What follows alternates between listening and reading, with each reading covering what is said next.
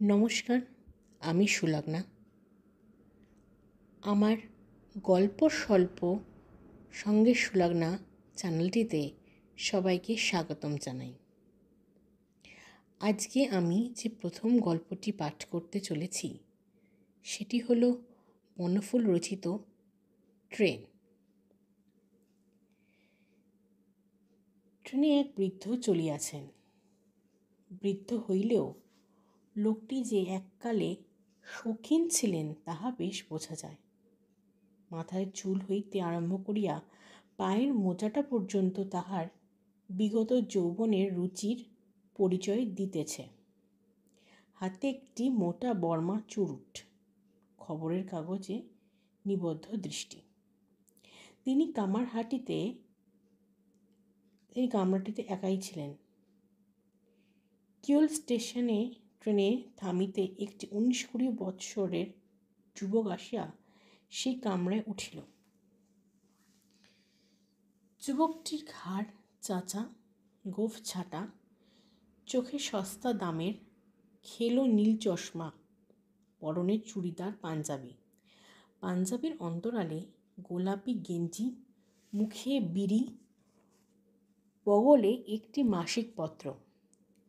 আসে বেঞ্চি বাজাইয়া গান ধরিয়া দিল।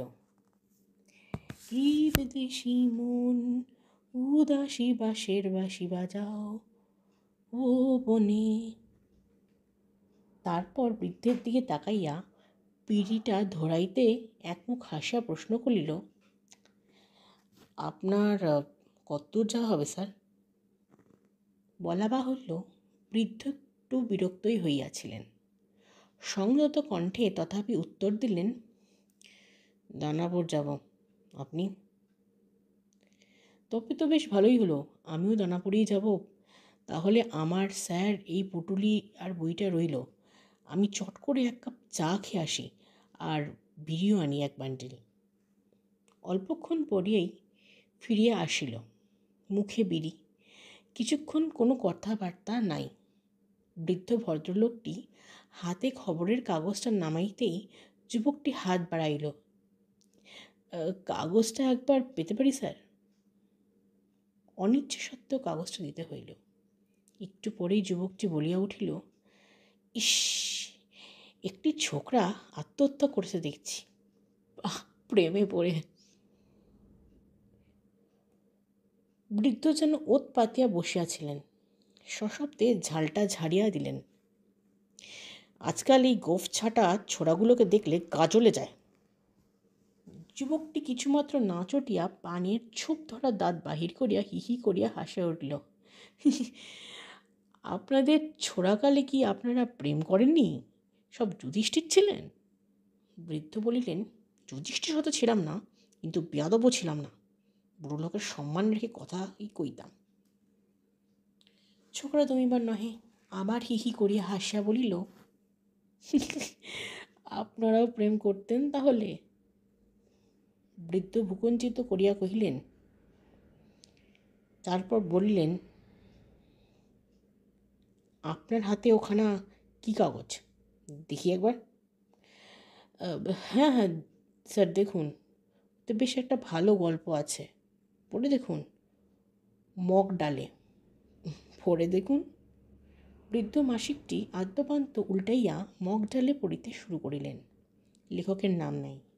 বৃদ্ধ পড়িতে পড়িতে বর্মাতে 2টা টান দিয়া বুঝিলেন ধরাইতে হইবে। দেশলাইটা কোথা গেল? এ পকেট সে পকেট খুঁজিতেছেন, এমন সময় যুবকটি চট করিয়া নিজের দেশলাইটা হইতে ফস করিয়া একটা কাঠি জ্বালাইয়া উঠিয়া বলিলেন, এই যে স্যার, আসুন। থ্যাঙ্কস। কেমন লাগছে স্যার গল্পটা? একেবারে ট্র্যাশ, শেষ হলে বাঁচি। শেষের দিকটা দেখবেন, রস আছে, দেখা যাক। বাগানের দৃশ্যটা কেমন লাগলো? বেশ অদ্ভুত, তবে কোনো জিনিসই শেষ পর্যন্ত না পড়ে কিছু বলা যায় না। যুবক কিছু না বলিয়া আরেকটি বিড়ি ধরাইয়া গান ধরিল, ফুল বাগানে ঝুলবি যদি আয়। এই ভরা যোছনায়। বৃদ্ধ পড়িয়া চলিয়াছেন। বাহিরে জ্যোৎস্নায় ফিনিক ফুটিতেছে। গল্প শেষ হইলে বৃদ্ধ বলিলেন, এক্কেবারে বাজে। যুবক বলিয়া উঠিল, কেন? শেষ কালটায় যেখানে মণিমালা কদম গাছের মগডালে উঠে বসে আছে আর নায়ক ভুলে মনে করছে যে সে তালপুকুরে ডুবে গেছে আর সেই ভেবে ক্রমাগত সাঁতার দিয়ে খুঁজছে, সেখানটা ভালো লাগলো না আপনার? রাবিশ! আজকালকার ছেলেরা বোধ হয় সত্যিকারের মেয়ে মানুষের সন্ধান পায় না। তার মানে? তা না হলে ওই রকম গল্প কেউ লেখে? এই সত্যি কথাটা কেউ বুঝছে না যে যাকে স্বর্গের দেবী বলে সবাই অস্থির হয়ে উঠছে, শি ক্যান বি ইজিলি ব্রট। সেটা কি সব ক্ষেত্রে সম্ভব?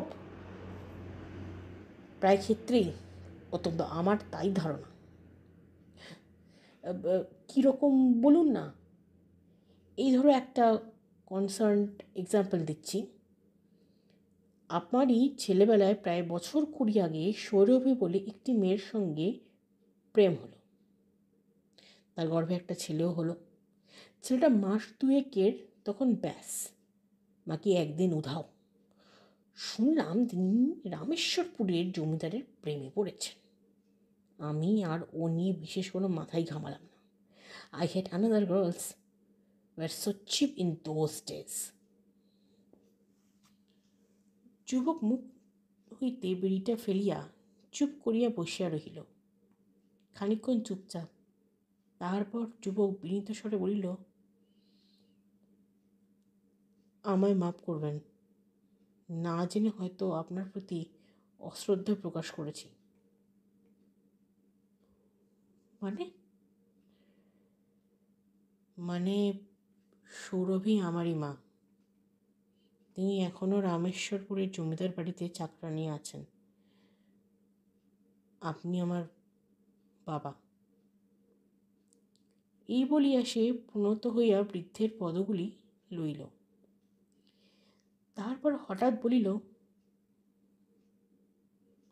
আচ্ছা, আপনার নাম কি হারাধন বসাক?